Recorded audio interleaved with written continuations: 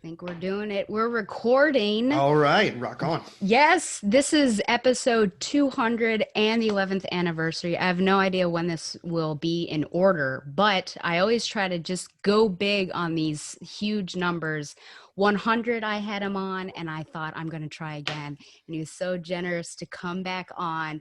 It is my hero, Mr. Bryan Q. Miller. Welcome Hey, back. Stella, how's it going? It's going great. Actually, in preparation for this, I listened back to it may have been like episode 10 that I had you on, and I forgot that you were my first celebrity guest that I had on. And then I remember we met in person at San Diego Comic-Con and talked, and Yeah. it's just On the it's been big on the big stairs. We were on the big staircase. yes, Yeah. yes. And it's just been you're one of my favorite people to talk to, and I'm just so happy that we formed this like fan writer relationship, but also just podcasting relationship. And Yeah, no, for sure. it's great to have you on. No, thank you. I get to road test the new microphone that we have here at the I guess the office where I'll be working for who knows how long. So it's all good. Yes. And of course, I just want to screen share that nice little image that I found. I found it on DeviantArt by Austin Toya, but I thought waffles, we always have to bring back those waffles. And of course, we are going to be talking about some Cass Kane, but we can never fully forget Stephanie Brown. I've actually got some Stephanie Brown all around me. I got I saw. I pulled my figure out, signed by both you and Lee Garbett, which was a Lee's huge so get. great. Lee's so great. I Yes. haven't seen him And in like 100 years, but Lee's oh great. man. And then of course my poster, which cuts off her head, and people complain that I'm just showing like a boob shot of Stephanie Brown. I'm like, I'm so sorry. I'm doing the best that I can. So Well, and like all things considered too, just like with what that makes me think of is from that run, there was the cover for, oh God, issue 10, I mm, think, when she's getting buried in the zombies and she's reaching out. yes. That was one of the, and I love art germ stuff. That was one of the rare instances when through my editor, I had to be like, can we reduce her a little bit? Like, cause it was just whatever, like Yeah. with the pose, like Hmm. it was just a little too much, Yeah. and it was like they were more secure and safe than she was going to be in the Hmm. horde of zombies. So it was, I think it was a Photoshop reduction at the end of the day, just to get it down. But so it's certainly, I think, not as egregious as that might Yeah. have been the first time. I'm So glad to hear you say that though, because I talk about, breasts, I think more often than I would ever expect to, but I just feel like with particular characters, yes, we can understand, Power Girl, of course. But then you've got teenagers like Steph or Cassandra Cain, and yeah. that's we don't really view them as sexualized creatures. So then when that happens, you're like, oh, so that was great that you Well, and especially advocated for them. because it was just because you didn't even, like, at least with that one, with that poster, you get to see Hmm. the not the rest of her entire body, but I mean, you get like a full shot. So Yeah. it's not all about the one thing, but that one cover was kind of just like zombies and boobs. So we did what we could to fix that one. So it Oh worked out. man. Well, shout out to Carolyn Cook. I'm sure she'll enjoy that for sure. Well, a segment that I do with everyone is the Find Your Joy segment, which is also known as Shag's Mac and Cheese of Comfort and Joy. And it's basically because we've been going through these really strange times now with the election, of course. Oh, actually, by the time this comes out, the election will be over. So What who knows? happened? What I happened? Who knows? And then, with COVID and everything. So, what are you doing to just find your joy and find happiness in some of these troubling times? Ben and Jerry's half baked ice cream. Uh, Oh. is the weapon of choice right now. I think I'm trying to scale back on that because I'm approaching the COVID-19, so I want to Mm. back off. So just, I mean, like I've got two kids now, so it's like I've got my oldest and I've got the baby. So honestly, like outside of them and the work stuff, like there's not a whole lot of time Mm. for a lot of different things. So I opened here. This will date it. I opened my Star Wars flying game that came in the mail today. Oh, So Rogue Squadron? there's squadrons. Yeah. So Okay. I'm gonna try that out tonight. So that'll be a Very little cool. something. Yeah. Yeah. And then in this whole thing, I forgot to, properly introduce you and just say that, of course, you have written on many television shows such as Sure. Smallville and Shadowhunters, and you're also producer. And currently, you're working on He-Man for Netflix or finishing Mhm. it up. And you just came off executive producing Motherland Fort Salem on Freeform. So you're For still season in the 2, yeah. game. Yep. Yeah, still doing some stuff. Still doing Yep, some stuff. absolutely. And of course, we will always remember you fondly for your Batgirl run from 2009 to 2011. It's never far from my thoughts, so I will gladly remember it fondly along with you. So. I actually have a friend that his joy has been rereading your whole series, and then he Oh, posts nice. on maybe I can't one of the comic book sites, Ian Miller. He's like, come and read along with me, and he'll say what issue he's on. So that That's always is like, nice. oh, that's so great. And then I get Yeah. to just kind of live with him and see those covers and like, oh, that was a great time, wasn't it, with Stephanie Brown as Batgirl? So yeah, Yeah, I've got you can't see it in here, but I've got the original art for the final cover for 24 from Dustin on that wall, and then the original art from 18 with Clarion the Witch Boy over on that nice. wall too. So I have a few little mementos around. As you should. Well, Yes. we're unfortunately not going to talk about Stephanie Brown, but we're going to talk about Cassandra Cain, but still tangentially related because she sort of passed off the cow to Stephanie. Yes. And I never asked you in my first interview with you what your Cassandra Cain history was, because we are going to be covering some of that. So where did Cass end and you begin, or Steph begin and Cass end for you? I mean, she was very, like, as far as Cass goes, like I've said in some other interviews a long time ago. Coming to comics was a pretty late endeavor for me, so it was kind of right around the same time as this Cassandra run. And so there was a lot of catch up I had to do because we didn't have a shop growing up. And so I really honestly didn't get a lot of exposure until we moved out here to LA and I was working at a bookstore. And so then at lunch, there's just time to waste and time to spend. And so there was an aisle of just graphic novels, and there was a spinner rack that we had at the time because there was a big magazine section. So I caught up on a lot of stuff that way. And so kind of hit some of the Cassandra stuff, but not a lot. I remember vividly reading like Batgirl Year One, I think at the time. It was right around the time, what was it? It was Infinite Crisis, I think. It was like Infinite Crisis and House of M, I think was probably right around when the Ultimate Fantastic Four, maybe. Like they might have been like that little era of comics Mm-hmm. was when I kind of came into it. So there was a lot of reading what was readily available that was new and older stuff. But if it wasn't on the spinner rack, and I don't think Cassandra was, so it wasn't really something that, aside for some prep, when I started with the Stephanie run, just doing the research on Cassandra, there wasn't a lot that I had. So, and now being 10 years removed from all of that at this point too, it's interesting going through the issues we did, because it's almost like Cassandra's reset to blank slate in my head. So it's like, okay, let's go see how she worked as Batgirl again. So Yeah, that's way kind of back what when. how I approach the issues.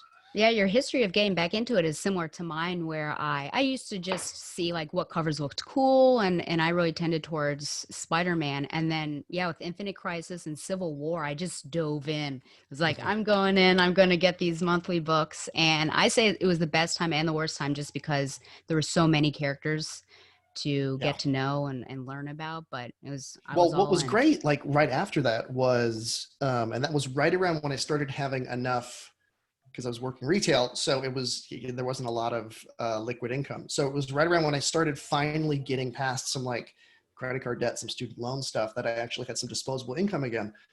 52, I think, had just started, Oh, okay. and so love 52. Yeah. And so it was 52 was then, and then I think like my favorite ever, which was maybe came out as an omnibus while I was there, New Frontier, which is also my big. Yes. It's on my shelf in the other room right now. So Yeah, absolutely. Okay, well, how about it? Should we get into this? let's do it. Let's do it. Okay, guys. So, listeners, viewers, we're doing 15, 16, and 18. And I know that's really weird, but I already did 17. And it connected to a storyline. I didn't want to throw Mr. Miller off by having this Mister. dangling issue. I can call you Q. I remember That's you like to. fine. That's totally Okay, that's fine. we're doing Q. Just the Mr. Miller. respect, you know, You just doing kind my of shows. taxes? No, no, Mr. Miller. No, thank you. Okay.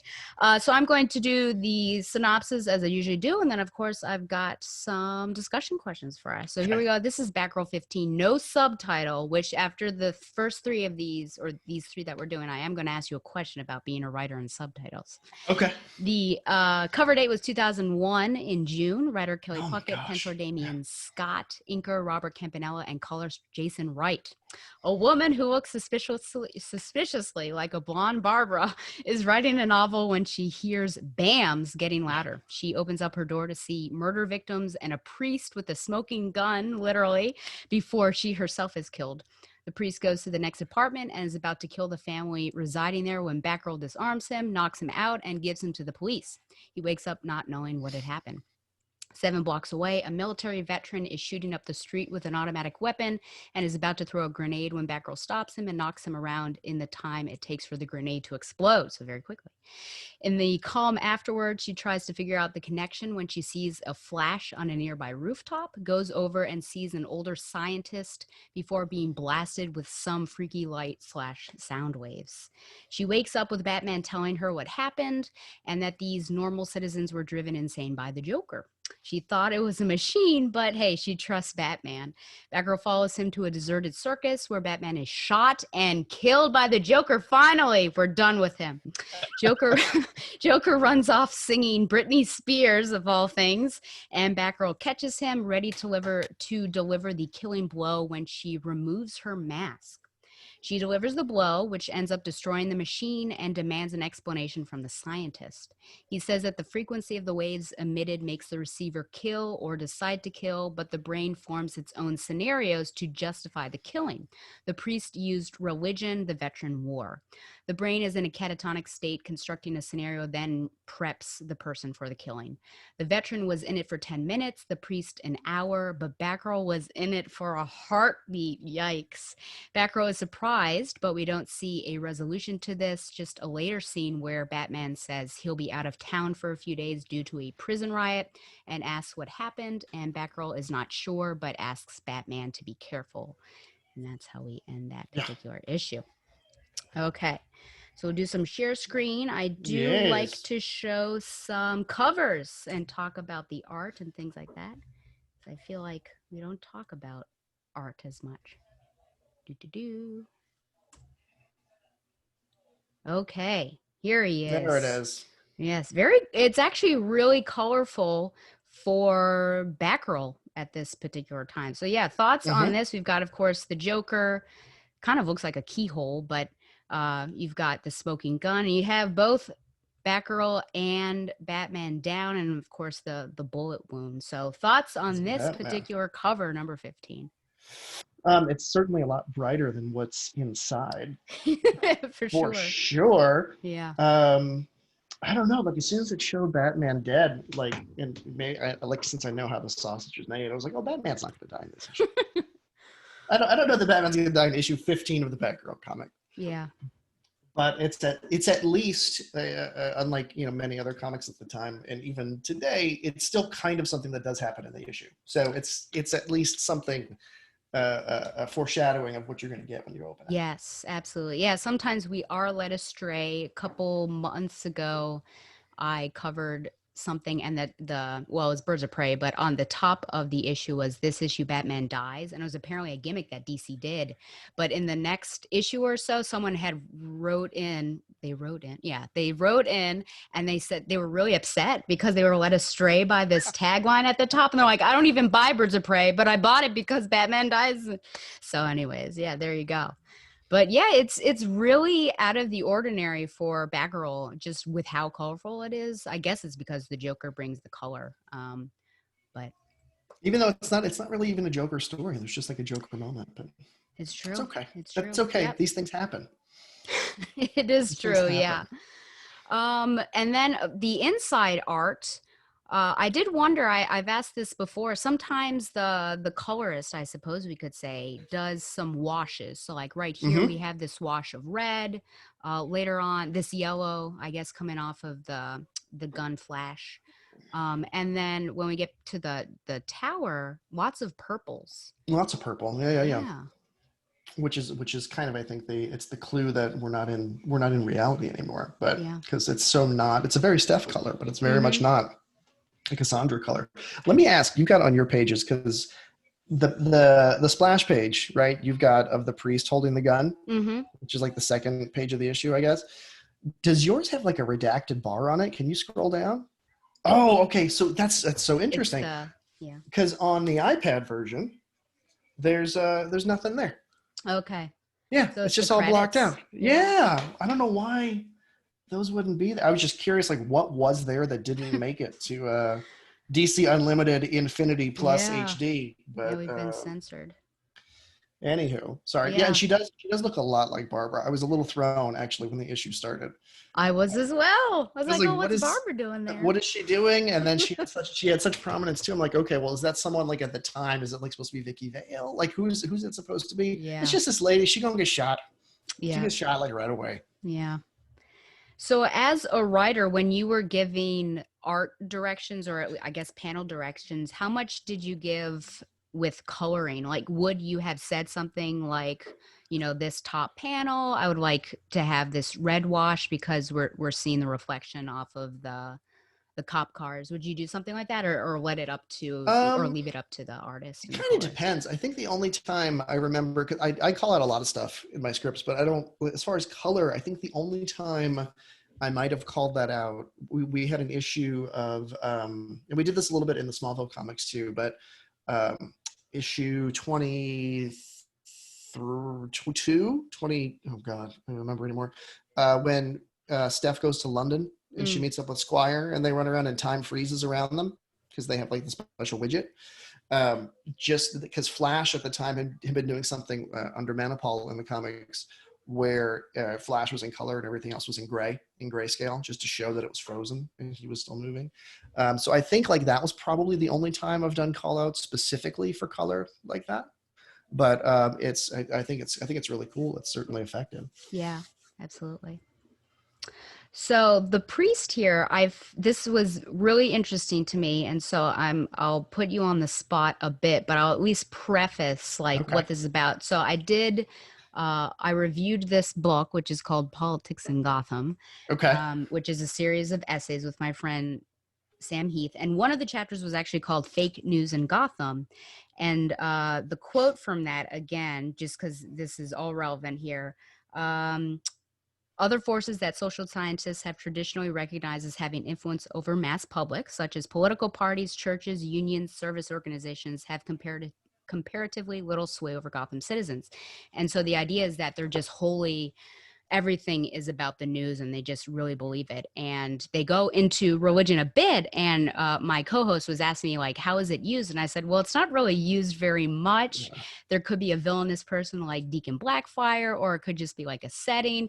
And so here we have, not, I Yeah. guess not really a villainous priest, but it's just one of those examples. And I said, I wonder if people are nervous in the comics writing biz to write, religion, because they're just not sure how it's taken, and it's just hard to find that middle ground. I don't remember, embarrassingly, I don't remember if you tackled any of that or if you use it as a setting, but No. what would you say about like the use of religion or a religious figure in comics? Is it hard to do that? I mean, I think it depends on what you're trying to say. Like, and in this particular instance, it's certainly it's the jarring image at first of the priest or the vicar, holding the gun and Yeah. killing people, and then you're like, oh, is this a priest themed villain? What early aughts priest themed villain do I not know about from Gotham? And then it turns out to just be a dude. It's just a priest. Yeah. So none of what he's doing is about his religion. So I think that's Hmm. probably why it avoids kind of any of the boogaboos. On the same subject, I'd be curious if any of the Saint Dumas, any of the Azrael stuff, which I think wears it a little more like literally on its sleeve with That's the true. with the Yeah. Christian iconography and stuff. If that stirred the pot a little bit more, Mm, then this kind of one-off guy might have. Probably if it was a bigger character over multiple issues, it probably would yeah. earn more attention both ways. Yeah. But I mean, and if you're going to say something about it too, I think say something about it, but say something about it. Like if Yeah. you want, if you want to be about belief or faith, whether you're for or against, because people are either for or against, Mm-hmm. or God, why can't I think of the word? Um, Agnostic, Mm. but there's always like an opinion somewhere in there. So Yeah. it's I think it's perfectly natural. I think just if you're going to spend the time on it, and here it's perfectly effective because it's a one-off. But say something about it if you're going to do that. Yeah, Like for sure. Daredevil, for instance, with You're right. with Matt's religion and how that factors into his being and Mm-hmm. his raison d'être, and all that stuff. So I'd say use it well and wisely. Yeah, I did mention Huntress a bit, but Yeah, she's a bit of an interesting and complicated character. But yeah, that was something that's actually not brought up in that essay, and that was a good point you made about Saint Dumas. That would be a good point to use. And I can see what Puckett is doing here because he's trying to have these really different and distinct characters for the scientists to experiment on. So a yeah, military man, obviously, yeah, 10 seconds, that's going to be because they're living in that probably, and he's really used to that. And so, oh, what's the polar opposite? Well, priest, who's, for peace for the most part and love, absolutely. and he gives them that hour. I almost would have pushed it a little bit longer, and I'm trying to think, what sort of scenario did this guy come up with that it would lead to this? But Well, I and I totally get kind what of Puckett's doing. like wound up too with, I don't know if this is jumping ahead, but with specifically the reveal Yeah. of scientist man on the roof Mm-hmm. and his little box that he puts the sparkles into Cassandra, and she Yeah. goes a little loopy for a bit, but like who he was and what his deal is and like why he was doing, because it's kind of like Yeah. it's this interesting, why did he choose the people he chose? What if scientists do experiments? Like what was his reason for doing it? And I don't Mm-hmm. really think it gets unpacked Yeah. much. And so like there's certain things like that where I think there are opportunities, even in one-offs, especially in one-offs like Mm-hmm. this one, where if you can find the time to tie it into what the main character is going through, then it thematically kind of helps it stand out and sing a little bit. And Yeah. that feels like a missed opportunity in this one, which is no, Absolutely. I wasn't doing comics at the time, so it's not like I'm not knocking anyone involved or Kelly or anybody, but No, it yeah. just, he explains the science behind Mm-hmm. it. But like, it might be a little too Batman the animated series with me, but like, okay, who's his Nora? Like, Mm-hmm. why is he doing what he's doing? Yeah. Aside from science. Yeah, I totally agree. And then he drops that whole bomb that it just took a heartbeat for her. And then the next page is like, well, where's the resolution of that? Did she fight Yeah, with that? Was there, I mean, what happened to the scientists? And so I was like, am I missing a page? So that was definitely one of the things that I was trying to work with because that's huge. It's a huge story point for her, even though this is a one shot. I think to be told that it took her a split instant to go to agree or decide to kill. I mean, that's huge. well, and there's like there's a bit in there too, and I'm curious just chronologically, like at the time, right? Because you said 13 and 14 led into issue 17, Mm-hmm. and so then 15 and 16 are kind of one-offs, and then 18, if I remember right, is a one-off as well Yeah, with Robin. with Robin. So kind of with those, it makes me wonder like why more time wasn't spent, like especially like, okay, she's got her projection, like we go into her delusion, into Mm-hmm. her hallucination, and it's Joker who kind of owns Babs's mind in a Yeah. way Yeah. and haunts, but like he's the ghost in her closet. Mm. And whereas there is mention made, I don't know if it's in this one or it's in the Robin issue, of her dad, of David. So it seems like that should be more of a boogeyman for her than Yeah. Joker showing up in that. But Mm-hmm. it's just interesting sometimes how these things kind of end up, getting put together. It just Yeah. seems in retrospect. And then I didn't know Cassandra was that familiar with Britney Spears to have that in her hallucination. So, it's catchy. Everybody was at the time. Yeah, So for sure. Yeah. I don't know. Who knows what Barbara has been teaching her besides yeah, how to read. She's just giving her all this just cultural music in the hints. gym, just when you're training. Yeah, absolutely.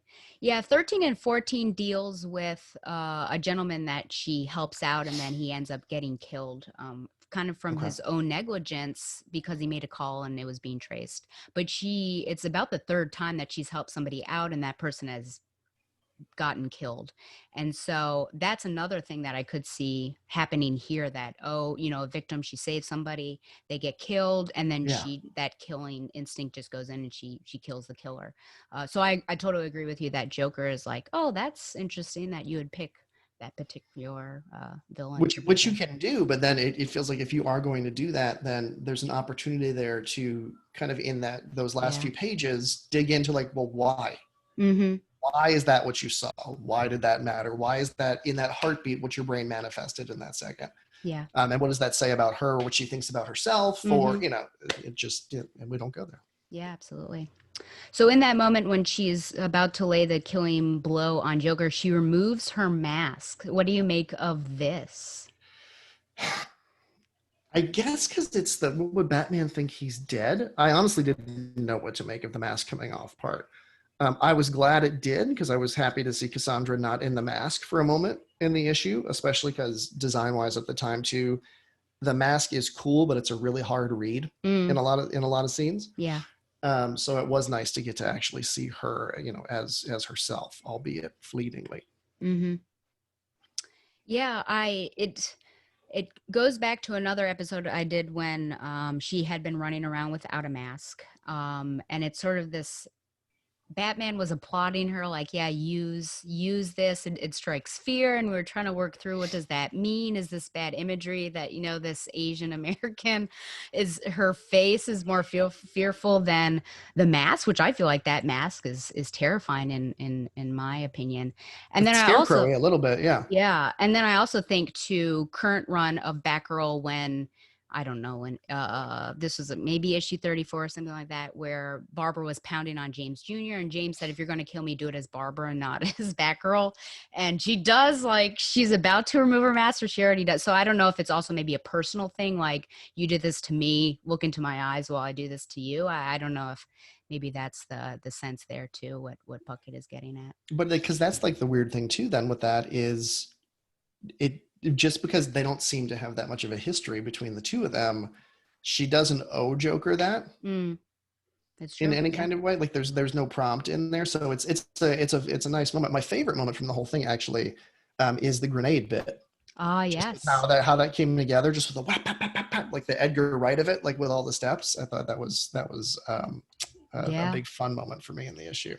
And I always love, like, because we did a couple of these with Steph too, like the zombies, and then we had the blackout. But like when stuff's happening all over the city, or at least within a certain area, it's like as soon as you put one fire out, there's another fire. Yeah. And so I always love those kinds of Yep. issues too. It's got a very Spider-Man feel to it. Okay, so let's talk about this. I called it a diagnosis, but this big thing that it took a heartbeat. And she seems really surprised. So I've got like several questions about this. Do you think she should be surprised? Should the audience, the reader, be surprised about this? I mean, she Um, was trained to kill, right? yeah. So I would think it would happen fairly quickly for her. Mm-hmm. Um, yeah, what is it? The vet was 10 minutes, the priest was an hour, Mm-hmm. and she was a heartbeat. So Yeah. yeah, I think that totally tracks. If you're grading people in trained to kill versus not trained to kill, then an hour for the priest and 10 minutes for a soldier, and an instant for an assassin, it Mm-hmm. seems to make sense. But I thought it was super effective too, because I mean, you think a bunch of time is passing, and then when you come out, it's just a heartbeat. But that, again, it feels like another one of those. That's a cool thing that it all happened, that she went that fast, like straight to the kill. But then she didn't actually kill in the real world. Yeah. She just broke the machine. Yep. So was she breaking through the haze and breaking the machine on purpose, Mm-hmm. or was it just a lucky Yeah. death blow that hit the machine? Like, I wish I there had did been wonder about like that too. 5 more pages on Yeah. here, just to see kind of what was under the hood a little bit more. Mm-hmm. Yeah. I was just Because it's with just the. one. I'm looking right now. It is. Yeah. It's a 1-page coda. That's it. Yeah. I will say, how I read her reaction was surprised that it was a heartbeat, which I thought Yeah. was interesting. And I guess she would be surprised because she's been really training herself to not be a killer. Yeah. That one assassination she had, it was enough for her, and she's been trying. So maybe she thought she had been farther along, but this was a real That she wake up wouldn't be call. that fast to kill. Yeah. Yeah. Yeah. And I think, you know, to a certain extent, it is shocking to the readers, if only because we've become attached to her and we've seen how she's been growing and learning and everything. So to learn that, oh, it's still innately in her might be a bit of a reaction or a wake up call for readers too. Yeah, it just doesn't. I wish there'd been one more page to go into that a Yeah, little bit. I completely agree. Yeah. Because it's just like, what happened? Where'd that guy go? Yeah, and she doesn't talk to Batman about it. And Uh, I assume that be careful is because she doesn't want him to die, and maybe she's worried Because like she if he had the does dream. die, what? Yeah. Am I going to jump to, yeah, will I avenge Yeah, him that quickly? yeah. Selfish Cassandra. Oh Worried man. about yourself and not Yeah. Bruce Wayne. But that's the moment that I would love Barbara to be there because I feel like that would be Hmm. a great interaction to have between the, you know, in between those pages, maybe of talking like this is what happened, and then Barbara Yeah. having just some really great wisdom to share with her. Hmm. But that's all I have for 15. Any other thoughts or anything you would like to talk about? I'm going to pull up my 16 right Okay. now. I think last time you were on here, I told you you didn't have to rate it because I think it might be like weird for a writer to rate another writer. It's up to you. I'm good. It's a little strange. Yeah, see. So I'll just say, out of 10 dead Batmen, Oh, I think uh maybe a 7.5, I think. 7.5. is our 10 dead Batmen our platonic ideal of great, or zero Batman our platonic ideal of great? 0. Oh wait, no, 10. Well, 10, we want 10 Batmen dead. yes. I Okay, should, so if that makes you feel uncomfortable, I can say bad jerk. no, 10 in a dead bad world, jerks. no, in a world where we want with 10 Batmen dead. Uh, My goodness. yeah. You did what, 7.5? Is that what Seven you and a did? half, I Seven and a think. half? Yeah. Oh, are Uh, you rating it? You don't have to if you don't want to. hmm. I feel like I could rate all three issues in order that we did Mm, against each other, but I would say, having come back into Cassandra from a very long time away, I'd be in the 6.5, 7 range okay. on that one. Okay. But it left me wanting for more, Yes. right? Yeah. So bonus dead Batman for that. Yeah. I totally agree. Okay, so moving on to Batgirl number 16, July, again, no subtitle. July 2001, cover date, writer Kelly Puckett, penciler Damian Scott, inker Robert Campanella, and colorist Jason Wright. As Batgirl stops a group of kids who are killing rats just for fun, most of the kids run away scared, while one boy named Tim, and not Tim Drake, who lives in squalor. Um, Confusing, by the way. it Suddenly to was. come back in and see Tim, whose dad's a criminal, and be like, "Oh, is this? Am I seeing some kind of piece of Tim Drake's origin over it?" No, no. Yep. So Tim stays behind and he actually asks Batgirl for help because his father might be robbing the Gotham Federal Bank. And he's not a bad man. He just thinks about money too much he's saying all of this while he's in his squalid apartment. Inside the bank, some of the robbers discuss what they will do with the money, and one of them says he will pay some bills, then is made fun of for his clothes and old gun. Could Jake be Tim's father? I don't know. A security guard happens by and Jake accidentally kills him. Perhaps he was startled, I don't know. But in any case, he's guilt ridden almost immediately. Inside the bank vault, a man called Chaco shoots a member of the group who tried to smuggle out some jewelry, although all agreed to only rob the money, which is less traceable. At that point, Jake already has fled the scene, but Chaco sends two of his partners after him right into a dead end. Batgirl arrives Jesus. and stops the two thugs from killing Jake. And as Jake tells Batgirl that he wants to turn himself in for the murder of that security guard, Batgirl asks about his son. Jake replies he does not have a What? son and that she is, probably talking about Chaco's kid. Batgirl Mm. immediately goes to the bank and stops the remaining robbers. She gives Chaco a serious beating, enough to send him out onto a stretcher. And afterward, she tells Tim that his father's a bad person, but Tim is not. Okay, so let's get into here. then I guess she takes Tim back to his empty house. Yeah, yeah. I don't know if she knows about She says, "Let's go CP, home." Child Yeah. Protective Services. But again, a situation where Oracle could really help out. So here's our cover for 16, where you've got little Tim there saying "Daddy." Cass has a mournful look on with the mask, and then of course the father there, which actually I can't tell if that's Jake or I can't Chaco. tell. Well, Um, I think Choco Chico, he had yeah. earrings though, right? Didn't he Oh, have that's some? yeah. I think That is so. true. He's got a little. He's got like a multiple studs on the ear. He's got a nose ring. Yeah, there you go. Yeah. Yeah, so So it looks closer potentially to Jake, maybe because there's Jake at the yeah, bottom there. Yeah. Thoughts on this particular cover? and he's holding the rat. No.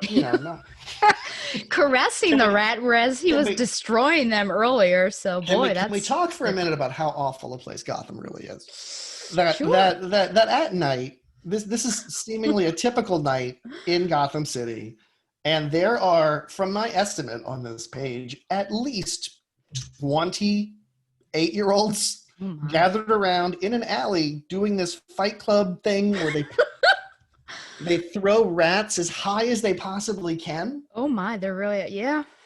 and then when they hit the ground, like they explode. So the force with which these rats are being hurled Yeah. is impressive. I just don't know what the game is. Otherwise, like they just all came to see this one kid who had a rat in a cage that he decided to throw. Yeah. I guess I guess the point of the game is to throw it up and land it in the circle. And then Oh, is if you there's get it because he's okay. standing on one, and then above that it says wait, only half of it's out. So I feel like maybe the splattered No, rat it is all doesn't supposed count. to be in the circle to get a point. I don't, as far as I can tell. It's pretty rough stuff in Gotham City. Yeah, for So sure. anyway, it's another reason to just never go into an alley in Gotham Yeah. City. If you Yeah. didn't already have enough reasons, but there might be kids throwing rats. It would have been the perfect Teenage Mutant Ninja Turtle crossover where all of a sudden Rat King comes Oh, out. Splinter. Um, That would have been great. but anyway, no. So like with the cover, I like this cover. I'm never really a big fan of kind of the old comic style, the word bubbles, the word Okay. balloon on the cover, but Yep. didn't really mind it this much in it. Going back and looking at it after having finished the issue, I'm like, oh wow, was that rat really that important? But he's the kid with the rat. Yeah. So you remember the kid with the rat. Then when you see him later, you're like, oh yeah, that's the kid with the rat. Now, did you, in your Steph run, did you want your cover to sort of telegraph what was going inside, or did you give Dustin Nguyen and Archer sort of free reign of, design whatever you want? We always kind of talked about it. I think the only time, just because we came in so hot at the beginning, just time wise, I want to say the Phil Noto covers at the beginning. I didn't really have much say in, and then I think it wasn't the last Phil cover. It was the cover for 4, like with the mutants. That was like Mm. the Dark Knight Returns nod. I remember just as I know we're not supposed to say baby writer, but as like a little baby comic writer being like, I didn't put mutants in this. Why are there mutants on this cover? I'm not talking about the Dark Knight Returns. Uh, I got over it. But after that, I want to say we would talk a bit, just back and forth about what could it be, what should it be, mm. because we ended up being pretty. I got out ahead of art for a while, until right around, I want to say issues 1920-ish is where Mm. like there was some editorial stuff, and so there was some backslide, and so it was a little more hand to mouth at that point. But there was definitely a lot of back and forth on those covers in the middle run. Gotcha. I will have to say, I think my favorite one is by Dustin Nguyen, where Steph is in front of that stained glass. I With the just Gray feel like, Ghost. oh man, Yeah. yeah, it's so beautiful. It's probably my favorite one. But yeah, so there we go. So we've 2 in a row that almost, what is inside is being telegraphed on the outside, which is for me is old school, and I like it because the Silver Yeah. Age used to pull directly from the comic and put it Yep. on there, and now it's like I can't trust what's on the cover because it's probably not going to happen. So I like this. I like when they do that. Okay, so I do have a question about illiteracy. Cass isn't here to defend herself, but No, she's not. do you do you think she's at all ashamed about her illiteracy? I mean, she's getting better, but clearly, she couldn't do anything with this information. She had to get Tim to do it. Should she be? Is she? What do you think about Cass at this point in her life? What I wound up, and I don't know if it was an editorial mandate or a choice, like in these issues, like especially when it's moments like that, like with the illiteracy moment, read it. You can't read, right? And then she Yeah. doesn't say anything, and then the Mm-hmm. kid just reads it. Um, Not having internal monologue, like not having those narrative captions, Yeah. and which clearly is a choice, like in this run. Like I Mm-hmm. don't, and I'm not familiar enough with the whole run to know if it came and went or if there was some and then there wasn't some.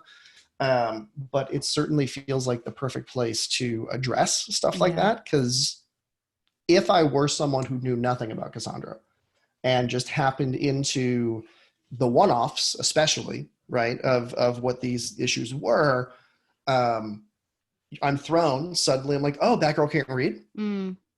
How am I supposed to feel about that? Yeah. And since I don't know how she feels about it in that moment, then I don't know how I'm supposed to feel about it. Mm-hmm. So, and like stuff like that too, you can easily like that read it. You can't read, Mm-hmm. and then just one panel, which would be like in any Batman anything, just Commissioner Gordon says something, and then like on Batman, just quiet, and then everything continues. Like if there were just one panel of her not answering that then prompts the kid to go ahead and read it, Yeah. because it's also a weird thing for a kid too to suddenly be faced with a superhero Mm-hmm. and an adult. He doesn't know how old she is under the cowl, but to be faced with that and then find out that an adult can't read, which is not a judgment call in any way, Yeah. but just from a kid's POV to be like, oh, Mm-hmm. you're a bigger human being than me and you don't know how to do something I can do. Well, Yeah. that gives me pause as a child. Mm-hmm. It seems like there could have been some unpacking of that a little bit, but Yeah, I agree. And I don't know if you can read into that dark shadow, the middle panel there where it looks eerily like Batman and I don't know, body line. Could we read anything into that? But yeah, it would be interesting to know, what does Cass think about this? Is she just like, there are more important things right now than my inability to read? Is there any shame festering there? I just did a podcast on The Reader by Bernard Schlink, which, if you're not aware of that, it was made into a movie with Kate Winslet, but she was an SS officer, but it's like she got deeper and deeper into all of this stuff because she couldn't read. So it was like, so it plays with your empathy because you're like, oh, should I empathize with this person because she didn't know what she was doing because of the reading? But it's all, yeah. she was doing all this stuff because of the shame of, she didn't want to admit to anyone that she couldn't read or write. And so I just wonder, like, oh, is that here? Should it be there? Yeah, I don't know. Yeah, it feels like you could have played into something just a little bit, Yeah. but I mean, it is a nice, like her giving the order also though is a nice little Batman Hmm. moment of just like read it, Yes. read it. Yep. And she doesn't need to answer him because he asked that question, but she just kind of, yeah, She just said, waits. Yeah, yeah, absolutely. read to me. Oh boy. So here we have, Tim, she comes back to his house. What is it about this kid that makes her follow? I mean, his dad's a bad guy, right? She's got the David Kane in her head, kind of chip on her shoulder, right? So I guess that would be what it is. So she can look for clues as to where Mm, dad went. So she doesn't want another kid to kind of wind up going through what she went through. yeah. Um, is about as close as I can stitch Yeah. what the reasoning is behind that one. Yeah, because on the outside, watching someone toss rats up for sick enjoyment, you would think that she would be like, "No, I don't want to help Whoa. you." And initially, she's saying no, and then she listens to him more, and perhaps maybe she is observing him and understanding. Because just looking at Tim, you can tell that probably he's not in the best situation. Then, of course, Yeah. following him home and looking at that, so maybe she's observing and giving the benefit of Well, the and doubt. he's the only one that stays when the rest of the kids scatter That's true. earlier Yeah. on too. So that's clearly this kid who should be running from one of the bats, Mm-hmm. just as the rest of his friends did. Stakes must be dire for him to stay behind and risk the wrath of the Batgirl, Mm-hmm. I Yeah, guess. I agree. So we get to the climax, of course, and we have Cass or Batgirl giving two extreme reactions to both of these. One of them she thinks is the father, the other one she then finds out. So some clemency, I would say, towards Jake. It's Right. pretty I mean, she beats off the other guys, so she could be reading that situation. But boy, she shows no clemency to Chaco. Why the difference between the two? What does she see with Chaco that she doesn't see with Jake, or vice versa? I mean, I guess once it's confirmed that he's the ring leader, that he's the man pulling all the strings with this heist. I don't know. Did he have? Because we know Jake admits to a kill. Did Chaco have confirmed kills? Did he shoot somebody? Right? He Doesn't he? did shoot one of his, yeah, He shoots the guy like at the bottom of page 11, mm-hmm. right? And then does he shoot somebody? Oh no, that the guy he shot had the jewels, had all the Right. jewelry inside. Mm-hmm. So she could know about that from her approach. She could Mm-hmm. know about that, and that's why she's meeting out justice a little bit. Or she's just kind of pissed off because she got fooled Yeah. a little bit, and she believed that this guy who was the least offensive of the criminals, because he repents a little bit. She granted him clemency, and then may feel foolish for that because she Mm-hmm. was wrong. But then does she then send him to jail after that because he's not Tim's dad? Like, does he get arrested in the end?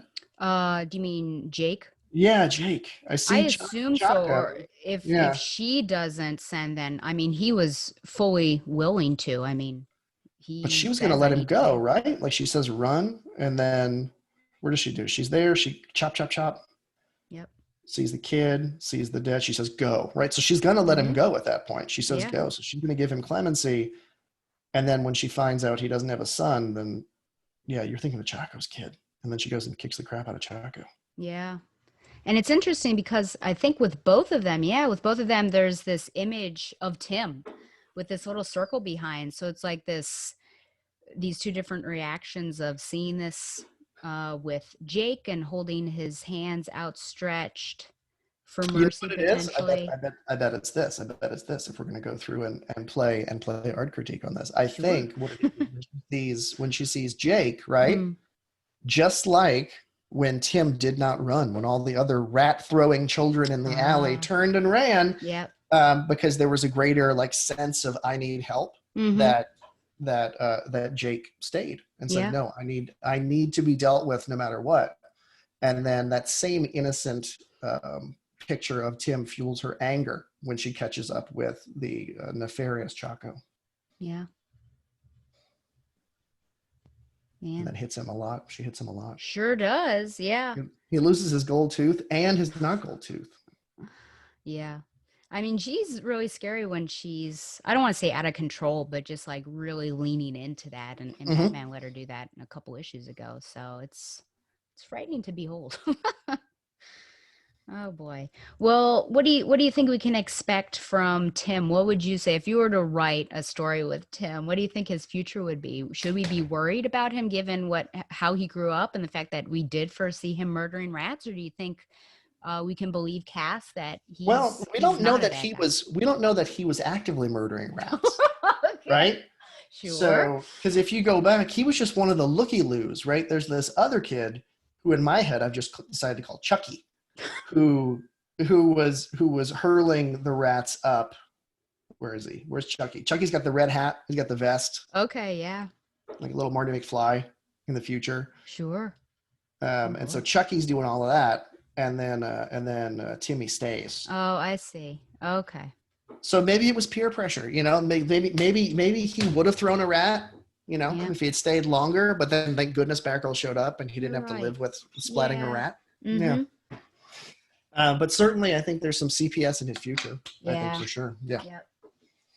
If Cassandra knows what that is. If she knows what that is. Those were all the questions I had on this particular one. Is there anything else you wanted to talk about in this issue?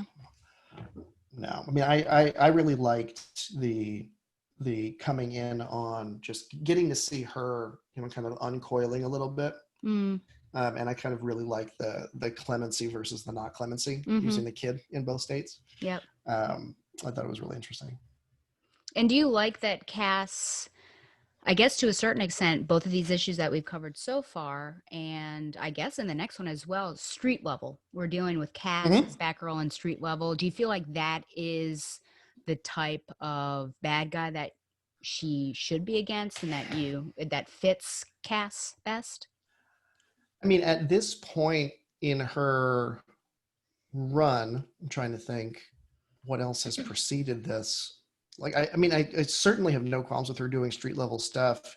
It's there's the Joker appearance, but it's just in a hallucination. Um, it feels like she could have like in all three of these used. I guess what the next issue spoilers is Deadeye, right in the next Yes. one. So it's someone who's at least a little more on her level. Mm-hmm. But yeah, it feels like there could have been a little more on her level to it. Yeah, But the street level, I mean, it is nice to see how everyone is, how she's reacting to kind of the kids in need, the people in need, and kind of that aspect to it. I absolutely. thought was super interesting. Okay, so out of 10 splattered rats, Oh, splattergrats. I think I would give that one. I feel like I would go with the same as the other one. So 7.5 out of 10 splattered rats. I think I'll do 7.5. I'll line up with you on that one with 7.5 Okay. splattered rats. I'm just gonna turn on a light real quick because it's Is it dark getting in here. dark? Yeah. Yeah.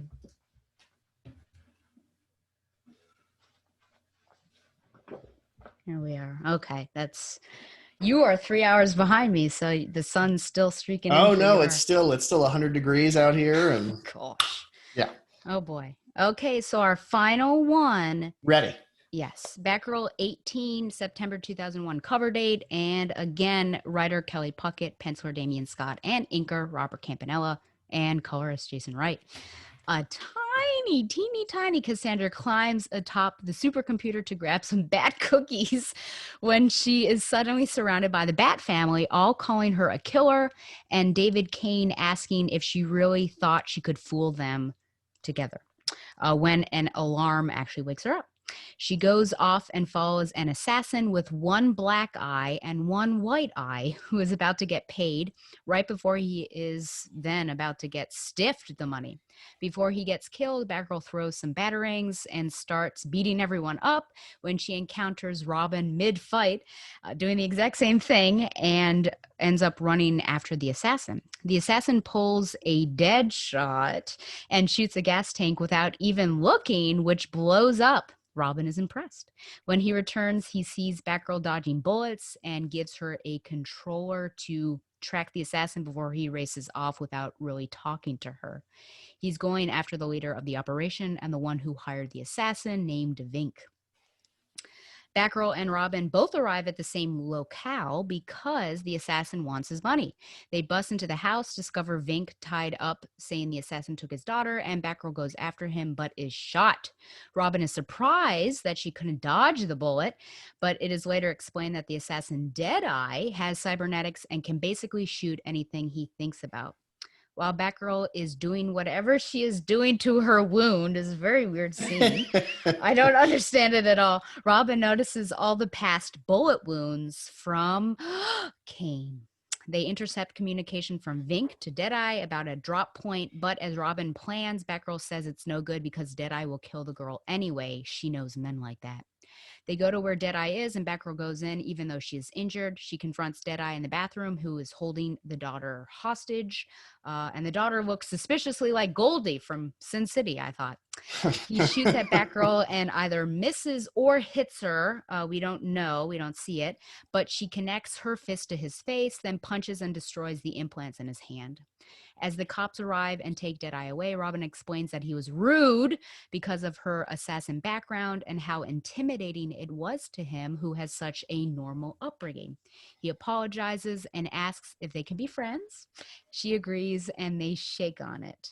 So I'm glad that we've kind of got an uplifting Yeah. issue to temper the downer ones that we just had. So our final share here. So completely different art style, I would say, for Yeah, this cover with compared to the other two. But you've got Tim Drake Robin and Cass on a gargoyle. And yeah, it's kind of, I don't know if it's symbolic or not, the fact that he's right side up and she's upside down, upside kind of down. how they were, two different angles, two different backgrounds. Yeah. I don't know. I could be reading into it, but No, what do you think I bet. about I this bet. particular cover? No, what I really like with this one too is it's got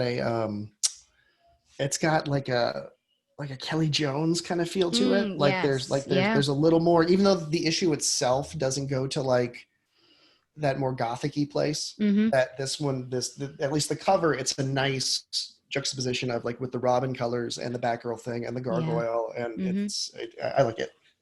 I like it too, yeah. And it doesn't tell you too much about what's going on, but No, yeah, I just think like the body language and that those two are together, I think would obviously that's all you trump. need. Yeah, Yeah, that's all you need. absolutely. Yeah. Batgirl and Robin. Yep. There you go. Okay, so this is what I said. I'm going to ask you about this question. So, I think Puckett just doesn't use subtitles a lot. It's been few and far between that he's had subtitles for his story. And so I wondered for you, is this something that you always, I know that I feel like all of your stories had subtitles. Is it something we've just gotten used to? And so now it's weird if we don't see it?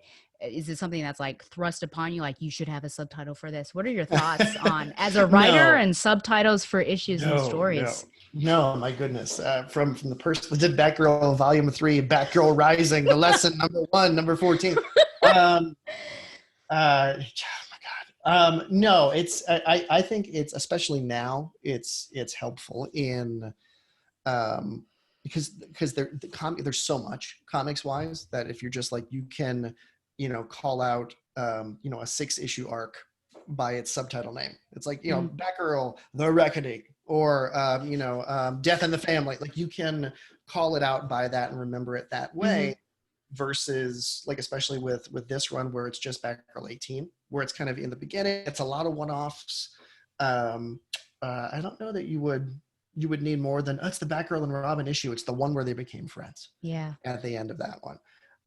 I just, for me, just in a writerly way, like, feel like it gives an issue a little more of its identity Mm, in that one story, just to give it something, and kind of helps me get my head inside of what that is. Most of the issues, I think probably the title came first. I don't know that there were okay. that many where I didn't have a title until the end, but that's just how I do it. I'm sure It, it's a season to taste issue. yeah. Do you think if you hadn't had a title that someone from editorial would be like, can you please have a subtitle for this issue? Of all the things that wound up coming back and forth and down from editorial, the title stuff was never one. Okay. So and it's interesting, and it's for another conversation for another time. But if you Sure. look at like the 25, because I count the road home, the 25 issues of the Steph run, you can see when the rules started to change Mm, as we went through, and then finally the rules went away at the very end because it was ending. But there were some edicts and some mandates that came in probably right around 16, like somewhere right in there is where we had to start making some hard right turns, which is when we okay. started to, the works got gummed up a little bit, and so I ended up sliding behind to make accommodations. But it happens. But I I would have to look at the rest of the DC titles at the time to see if they also were not doing subtitles and they were just doing numbers. Yeah. It certainly has been interesting. I always it happened in a previous episode that I was like, I don't have a subtitle for this. Did I mess up? And then I was scanning. No, there's no Nope. subtitle. So I Nope. guess if I ever interview Kelly Puckett, I'll just be like, hey, what went into that? But yeah, so now I'm Well, getting used to and it. then what would you have called it, Kelly? Sure. Oh yeah. Yeah, yeah, yeah, yeah. Another way to do it. Yeah. Yeah. Okay. Oh, yes. Okay. So this nightmare we start off with this, which was very interesting. Do you think this is something that is always in her subconscious, or do you think it's something that might be connected with our issue 16, that something was just brought forward that, hey, I she's a don't know. killer through and through? I was a little confused when I Okay. came into this one. I'm not gonna lie. I didn't quite know Whew. what was up, and then like got it when she finally woke up. And Yeah. again, dream stuff can be disorienting, but just like Hmm. with the computer stuff and the bat cookies and the cookie jar, but then she was a baby. It was a little disorienting for me. Yeah. It is, yeah. Hey, I'm happy to see Huntress there in the Bat family. She doesn't get a lot of respect, so it's nice that she was in the Dreamscape. Um, And it looks like is that Azrael or is that Steph it over on looks the like, right? yeah, on the right, yeah. Because I there's a believe it thing is there, Azrael. so I'm not Yeah. sure. Yeah, So yeah, I'm not sure if it's. I feel like maybe it's connected to 16, kind of a rude awakening, a little but bit. I could also see it as being something that she deals with all the time, and What she's did we alone miss now. in 17? What did we miss in the 17 that came in between these? In 17, it was the resolution to this CIA agent who was killed by the CIA, and so she ends up getting to track down the actual guy who ordered the hit. And then Barbara was trying to. Oh yeah, so it's been a little while since I read it. Barbara found the location where they had all the tape and the information on her, and so she was telling her, infiltrate this. I'm pretty sure it was Langley, and then you can erase it, and then you can come back with me, because right now Batman has she is isolated in her own little cave. He took her away from Oracle, so Oracle's saying, I can erase all this, you can get your identity back, you can come back with me. So she is able to erase all of that, and then she goes after the CIA agent, and that's kind of all Gotcha. resolved. But as far as I know, she's still in the cave by herself, unfortunately. So I feel like that's another thing, just like isolation. I mean, even though Yeah, Cassandra is a different, beast altogether compared to the other Bat members, I just feel like, why would you do that to a 17-year-old? Just put her in a cave by herself. Clearly, we're going to have some weird lucid dreams here. yeah. But As though she were a bat herself. yeah. Okay. Do you think we need any more details about Deadeye and what the job was and how he got on Batgirl's list, or is what is shown enough? Because the alarm goes off, she goes to work, and we're just in the middle in medias res. I just like the one thing I just didn't get with that was that he was special until Robin said he was special. Same. Yeah. Yeah. And I was like, oh, like I totally just like even the element of which I know, like the reading the body language and that being a part of how Mm-hmm. she can be predictive, it just didn't factor into the previous two issues at all. And so suddenly it was just like, oh, she and like I know she has that ability, but just in coming at this with time removed, fresh eyes, I'm like, Yeah. oh, is that new? Did that happen in issue 17? She got that superpower just because it doesn't come up at all Yeah. in the other issues. Mm-hmm. Um, uh, but I love that just the interplay between the good boy Robin Yeah. and she, and kind of how that kind of screeches everything to a halt a little bit. Yeah.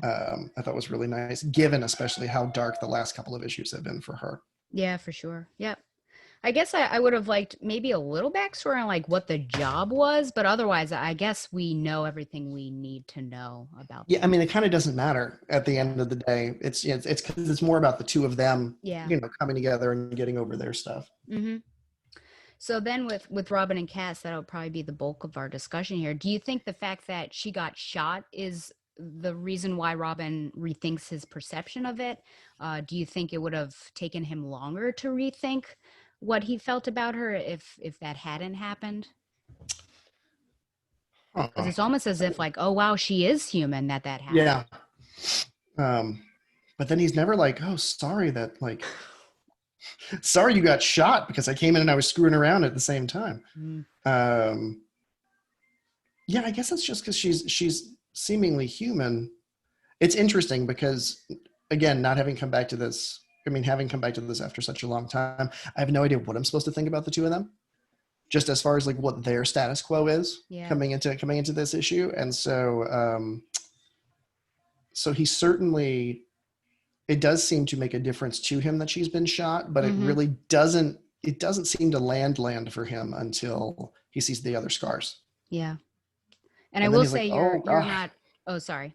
no, go ahead." I was just gonna say you're not behind anything because this is actually their first official team up. Okay, While they were around each other with No Man's Land, this is like yeah, it. yeah, This is their first okay, little, yeah, buddy cop. okay,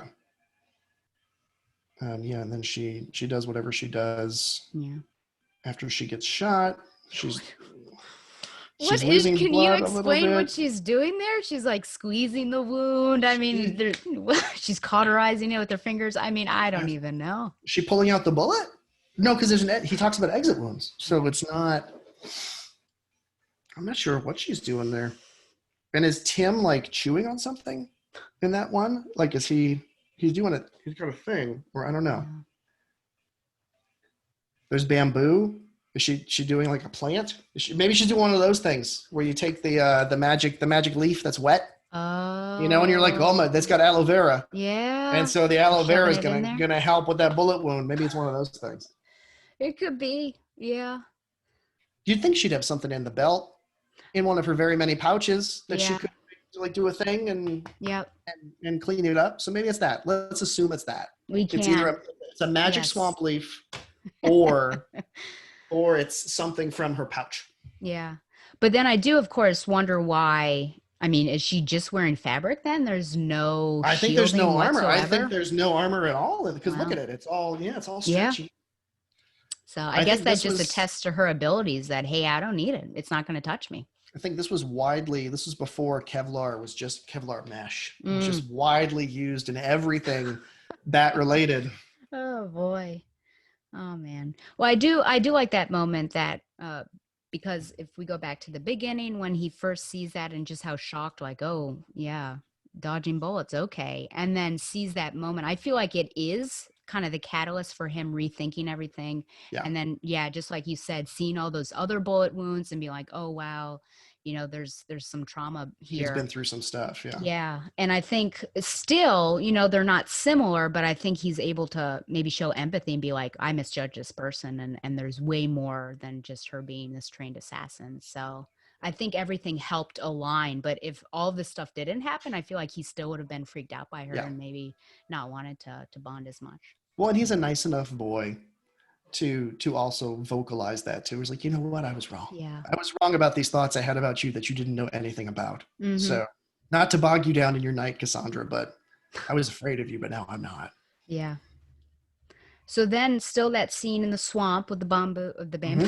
the bamboo, The sorry. bomb. Do you feel like Batgirl teaches something to Robin about the world?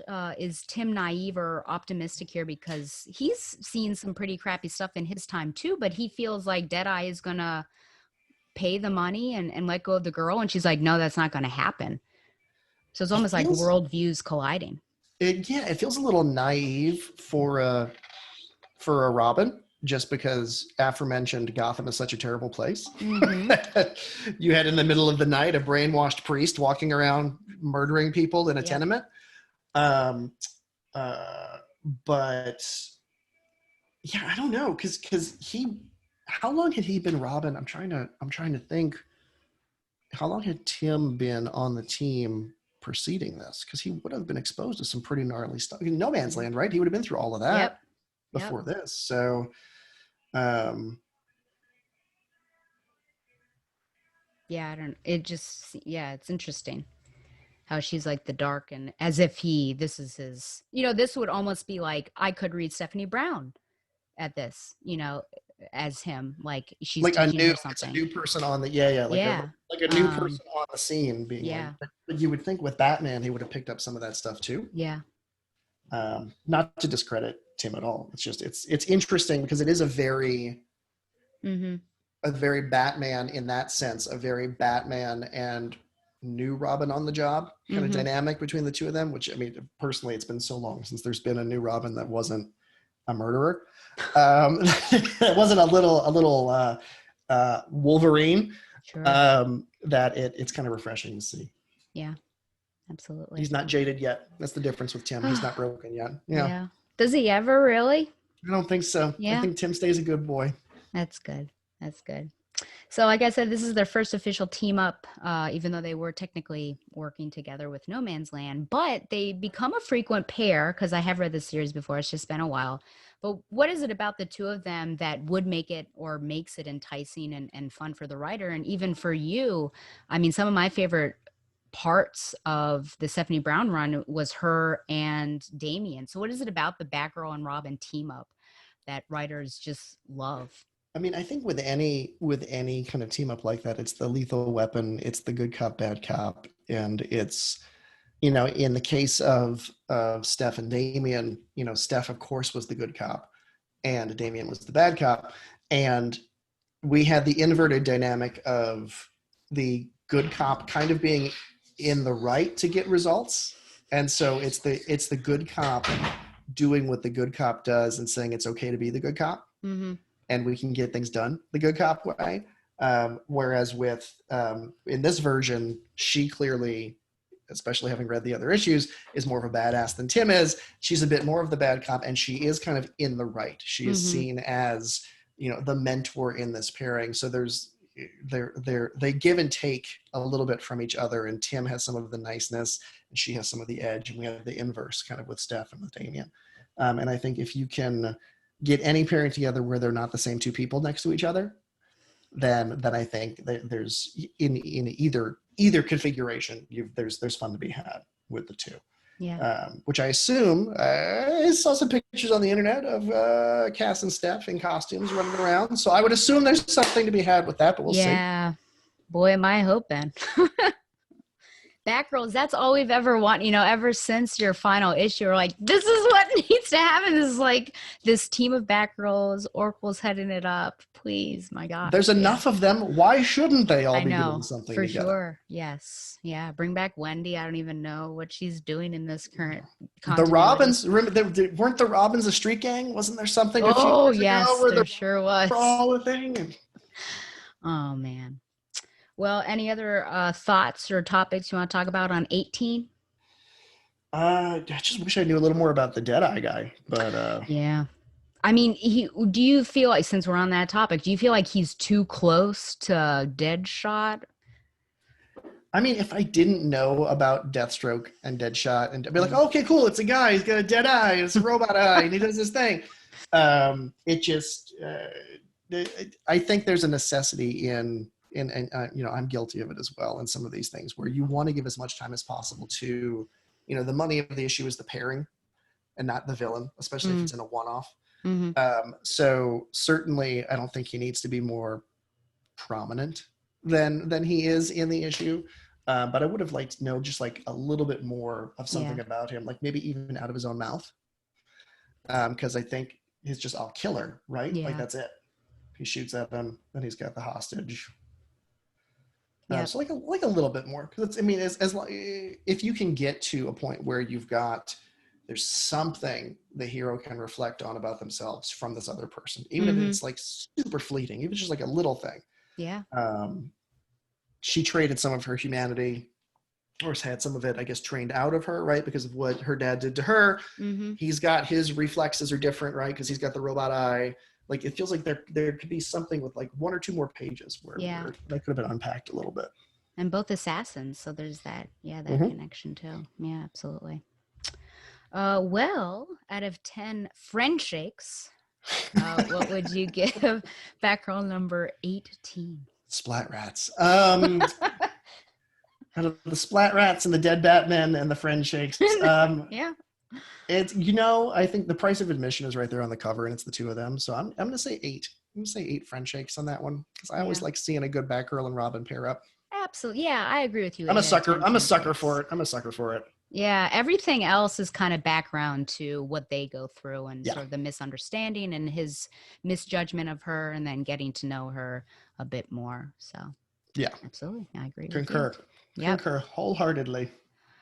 Now there is a segment called "What Are You Wearing?" but I felt weird telling you to wear a particular something like a pop culture thing. But I will say, at least for you, I did wear this Team Oh my gosh, look at that! This Team Steph shirt just for you. Nice. So I'll at least say that for the "What Are You Wearing?" But I will admit that I used to have a raglan of that very shirt, and it got horribly stained. Oh no. It got pulled out of rotation, but I did for a while. I had one of those, so it was white and black in the white mark. Man, yes. I'm a parent, so these things happen. So. Yeah, I get that. Yeah, thanks to Donovan. He's the one who gifted that to me, and I hold on to it. Well, we're at the end of our segment, and I don't want to have you leave before you can tell listeners and viewers where they can find and support you. And I mean, I guess I kind of spilled it at the beginning, but yeah, what are you doing, and how can we be fans of yours, basically? I'm over on the Twitter, at least for the time being, at Bryan Q Miller.